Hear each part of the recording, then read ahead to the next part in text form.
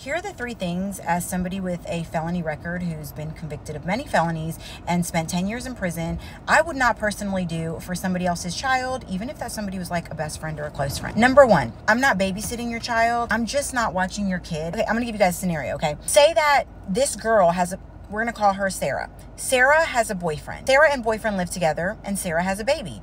Sarah and you have been best friends for years, and you decide that, hey, yeah, I'm gonna do you solid, and I'm gonna babysit your child for you. But what you don't know, and what Sarah doesn't know, and what nobody knows, is that the boyfriend had done something very harmful, very abusive and malicious to the child an hour, 30 minutes, 10 minutes before you started babysitting. You get this child in your care, and the child is unresponsive, unconscious, falls into some kind of medical situation, and you call the ambulance. They come pick the baby up. The baby was in your care.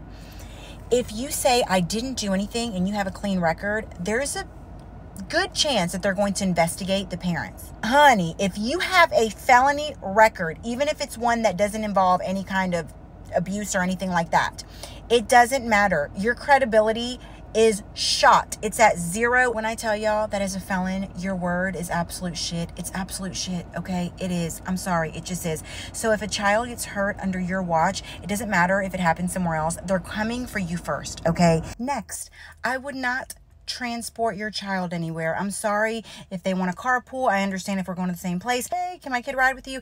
I would love for your kid to ride with me. But if something happens and we get in an accident, and even if I'm on like prescription medication, anything happens, if it's not my fault, it doesn't matter. They're going to look at me different. They're going to think I was driving recklessly. They're going to try to have anything that happens to your child while I was driving this vehicle. It's going to be me. It's my responsibility. So yeah, no, I'm sorry. I can't carpool your child anywhere. And last, but certainly not least, I don't want your kid coming over to my house to play.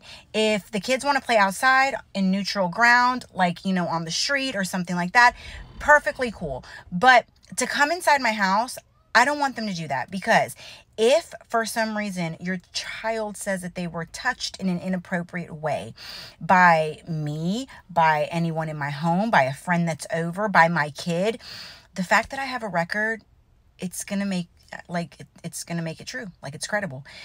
I'm going to give you guys an example. There is somebody in my neighborhood.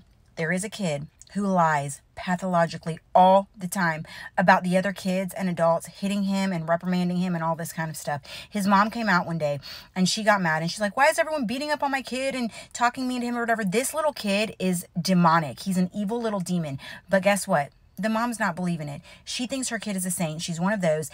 And it's really hard for parents to acknowledge that their child has done something wrong. So if your kid comes home and says that they were touched in an inappropriate way or reprimanded and, you know, touched in an inappropriate way, like a spanking, nobody's going to believe a felon, okay? Something a lot of people don't consider when they're asking a convicted felon friend to do something, or even if yourself, you are a convicted felon, is that your record is going to speak for itself before you do.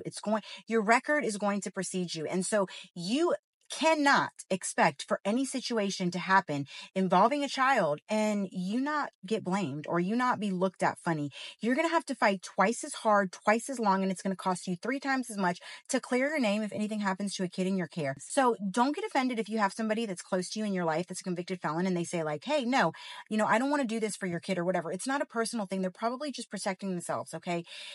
I don't blame them because I do the same thing. So anyways, if it's not something you've ever thought of, there's a new perspective for you guys. And I really think that Princess would agree with me here on this one. So if you're not there, your kid's not going to be there. I love y'all, and I will see you on the next one.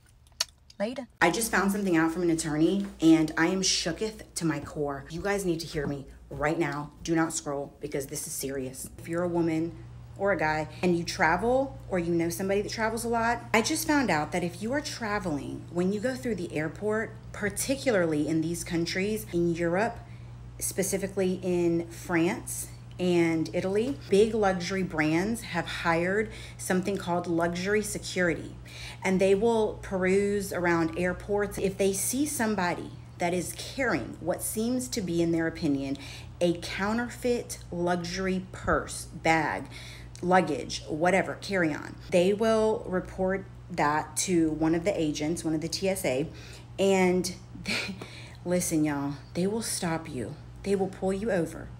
They will confiscate your bag.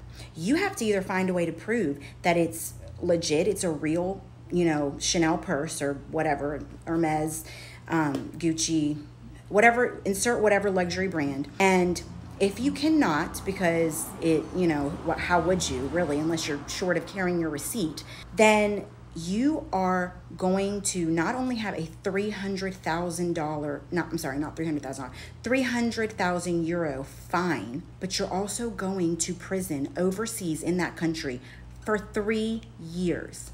Okay?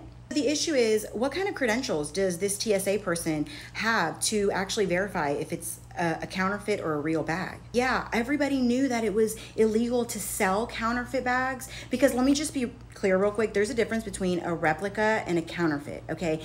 I don't know like all the, the markers, but I know that the counterfeits, they have like an imitation number. They look very real and they're made to be a counterfeit versus a replica. What kind of credentials does this person that is in the airport security field have to say that this is a real or a counterfeit bag?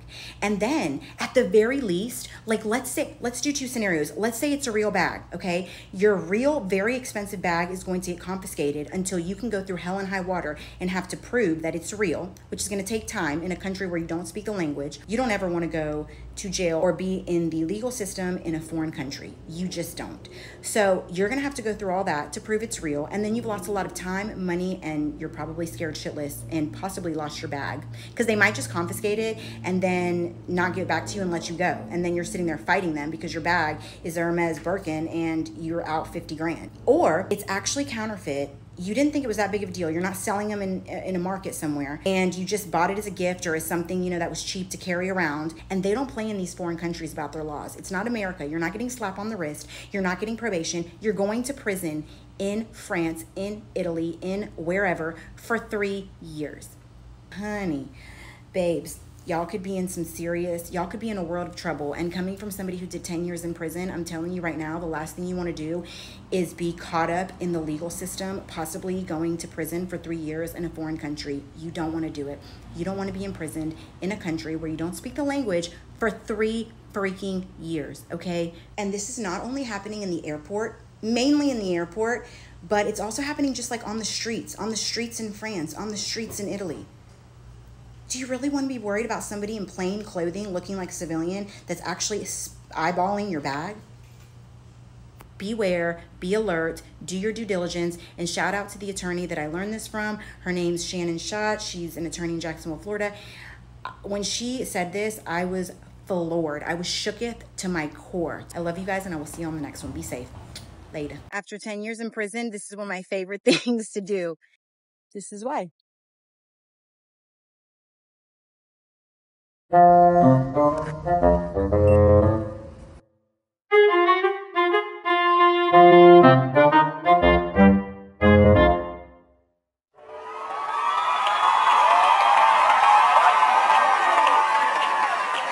Wheelies in the parking lot. This is my view. I'm not very particular on retention ponds. However, it gives it a nice little feel, and especially for baby down here. She loves it. Right, Mama? See you later. Off I go. Hope you guys have an amazing day, because the 10 years in prison, baby, I'm going to have the day. I almost crashed. Later.